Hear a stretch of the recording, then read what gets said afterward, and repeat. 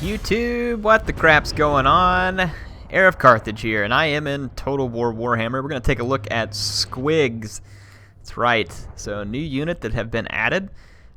This mod has not been updated where I use the no Lord needed, so yeah, certain of the new units are not able to be picked as the Lord, but we should still be able to do the test we want. So right here I've got Knight Goblin Squig Hoppers. These look like a relatively fast cavalry unit that are anti-infantry. They can deploy Vanguard, and they have poison attacks. So kind of like a Spider Rider, I would assume, but let's see how they do. I've got a low-tier infantry unit out there for them as potential bait. But yeah, these guys you can see move pretty quickly on the battlefield, which is handy. The greenskins have a lot of speed. It's certainly something they can use to their advantage. Let's watch the combat up close. It's going to be a pretty decent charge. They are anti-infantry, so let's just let them battle and see what happens if they just take the swordsman head on. Let's watch up close for some of the animation, see if we can watch one of the guys get gobbled up like we've seen in the videos. Yeah, and I don't know who will win this because I haven't tested this out yet. I just want to see just straight on combat, can the Squigs defeat a cheap infantry unit like this? They're not a very high tier unit themselves. Come on, I want to see a Squig eat someone. Can't lie to me, Creative Assembly. Squig eating man. Looks like the swordsmen are they're getting beat. This is not a great monetary trade from Squigs because they're not cheap. They cost $650, which for a light cavalry like this is fairly expensive. But they do imbue poison, and they also, like I said, they Vanguard deploy, they're quick, and they appear to be a little more sturdy versus an infantry unit than, say, like a Spider Rider, though I could be wrong. The swordsmen are actually starting to turn it around the more time the battle gives them. Let's fast forward and see who actually wins here. I mean, it looks like the Squigs are probably going to pull this off narrowly, and that's just a frontal charge. So yeah, they're anti-infantry. They lived up to that there. I mean, like I said, not a great trade for the Squigs, but it was fairly even in terms of cost. So this is not so much for multiplayer test right here. This will give you an idea what these guys might do in campaign. So they're going to be good against infantry units like this. And I would assume that they would be very handy versus the dwarves to help get rid of skirmishers.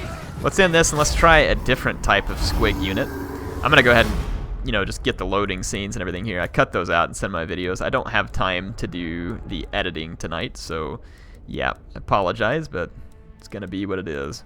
Let's head down. The Squig Herd is actually a monster unit right here.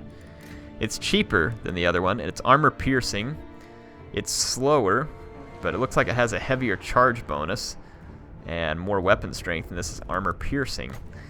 Let's test it again against the swordsman. I'm guessing this one's going to work almost like a chariot, though. Would probably be my thought. Yeah, it's 30 Squigs. I don't know. Let's see. See if it acts more like just monsters or if it acts more like a chariot where it wants to hit a unit and then plow through, kind of like the Razor Gore. Let's just find out. So here's our Squig Herd. It can still Vanguard deploy. Like I said, it is slower, but it's going to hit harder on the charge. And the armor piercing plus anti-infantry should be interesting to see how that works. Let's see what happens. Maybe the Squig Riders aren't the ones that eat the guys. Maybe it's these actual Squigs in the Squig Herd, because they potentially look a little bit bigger.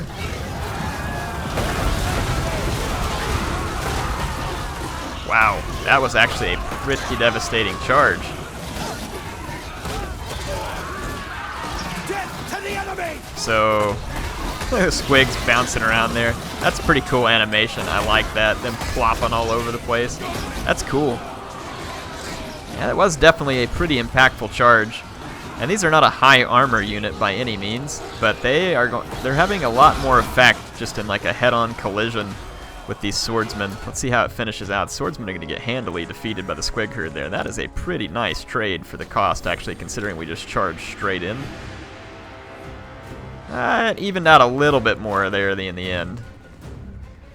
I don't know, that's actually weird. The Squigs might turn around. No, okay, they barely win. Okay. So it's a fair trade. It's not great. It's not great, but it was a trade. Out of curiosity here, I want to see how much armor penetrating capability these guys really have, because it says armor piercing and anti-infantry. Let's give the Empire a great sword unit. Let's see if we can find one here. And I'm just going to grab 2 of these Gobbo spearmen to kind of hold the great sword together while I rear charge it with the Squigs. So let's see how that works.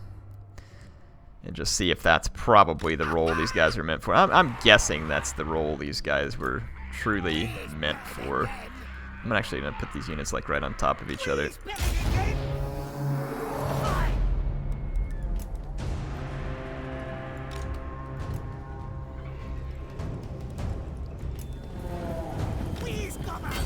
Okay, I'm going to charge straight into the great swords. Great swords are trying to come into my Squigs. Let's get behind our guys so that they'll charge the spearmen. My spearmen are going to take an absolute throttling from the great swords. The great swords shouldn't take a whole lot of damage in return, so this should give us a pretty good idea of how a good rear charge looks from a Squig herd. Yeah, these guys, relatively little damage. Alright, here comes the Squig herd rear charge. Impact looks pretty severe. Yeah, the damage was pretty severe on the charge there. And they are dropping the great swords in a big hurry. And this is with no cycle charge whatsoever.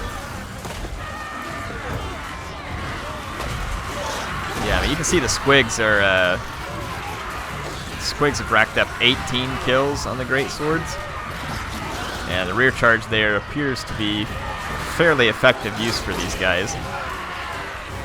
Gonna squelch out the great swords.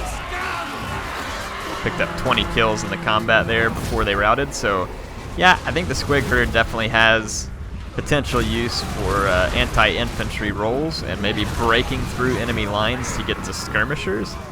I can see them potentially having use for that. They're not super heavy, but they appear to be able to at least wreak a little havoc on an enemy formation. So there you go, a quick look at Squigs. Let's take a look at Wurzhag while we got him in here. Here we go. Looks like he is a orc shaman, like a legendary version of the orc shaman. Interesting. Effigy of a Git. What? Direct damage spell? Oh, direct damage spells. We better test that out and see if that's OP. Holy moly. Sweet ability. Wow. Wurzhag comes in at a staggering 25-24. Let's just take a look at some of these abilities while we got him up here. It wasn't really the original intent of the video, but let's see. Power recharge rate. Damage resistance on self and affects all allies in range, and it's constant. Disabled if... Oh, okay, so if he's not in melee, he can imbue 12% damage resistance. Okay, got it. Frenzy. So he's got this one here. It's constant, 12% weapon damage. If his leadership is high, he gives himself extra stats there, and he's immune to psychology, okay? 40% miscast chance for enemies. Interesting. It's map wide. Huh. Arcane Conduit we've seen. Foe Seeker we've seen before. Stand Your Ground we've seen. It's kind of weird because those are... well, no, I think the orcs, greenskins had them before. We got Wah, which is great. And then this Effigy of the Git, which is a direct damage spell that's good versus a single combatant. We will try that out and see whether or not it's good. His spells come from the lore of the Big Wah, so no surprises here. But that's going to be interesting. Let's take a look at his melee stats. He does not look like a particularly powerful melee fighter. He doesn't have duelist or you know, anything else there. He's just a spellcaster, and he has frenzy. So interesting. Let's see how he can stack up against, say, like an Empire captain. So let's... Or actually, we'll just throw Toddbringer out here. We'll make him the Git. All right, Toddbringer. Oh, let's see if Wurzhag has any. Yeah, he has special items here too. Bonewood Staff, which it's map wide. Recharges if he's casting. It's a 20-second ability that gives himself extra melee attack and charge bonus. That doesn't seem like it'd be that great. And then this squiggly beast. Yeah, I don't know. This one could be interesting depending on how much improved power recharge or power it gives me. I don't know. We'll take a look. Let's start this thing up. There's all these abilities on these spellcasters that say it gives them improved power reserve. I've never really studied it to see if there really is a significant increase in the power reserve. I mean, because here it's 60, which is exactly what I would expect it to be. Alright, Wurzhag. We start off with plenty of winds of magic. Now, the interesting thing is this direct damage doesn't use magic, but it has 135 cooldown time. So let's start quite a ways back so as to make Toddy Toddbringer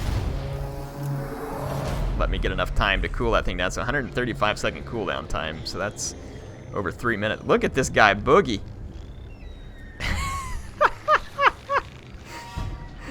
This guy's going like he's had way too many coffees this morning. Oh, Wurzhag, you delightful fellow. All right. We're still 34 seconds until we get to the direct damage ability, but we should be able to start approaching Toddbringer. This thing has a 100-meter range. All right, the Green Prophet. Let's try out the effigy of the Git. 2924 is where he starts.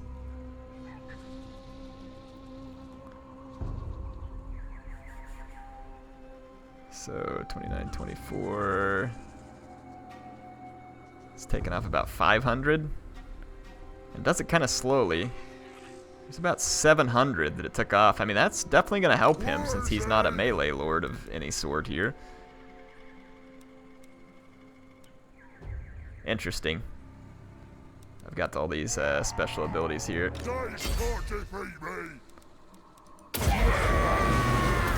Use Wah. Let's see if he can defeat Toddbringer here.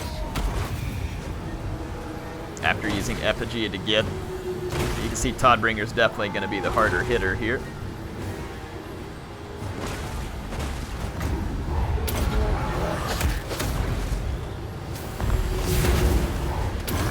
I'm going to use all kinds of buffs here. See if we can make Wurzhag take out Toddbringer in a one-on-one. I don't think Wurzhag was really meant for this type of fight. He's going to be a little bit vulnerable as a spellcaster, I think. But we'll see. Yeah, he's struggling to bring down Toddbringer. He's going to struggle bad to bring down Toddbringer. Wow, that lasts for a long time, though. 101 melee attack. No, he's going to do it. He's going to bring down Toddbringer. Wow, look at that. Get him, Wurzhag. Take him out. Dance him to his grave. Look at Toddbringer run. Oh, good old axe to the spleen. Come on, Green Prophet, testify. Woo!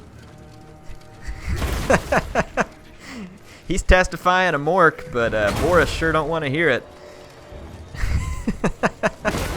Oh, what's wrong, Boris? All right, anyway, hope y'all enjoyed a little bit of Wurzhag and some Squigs there.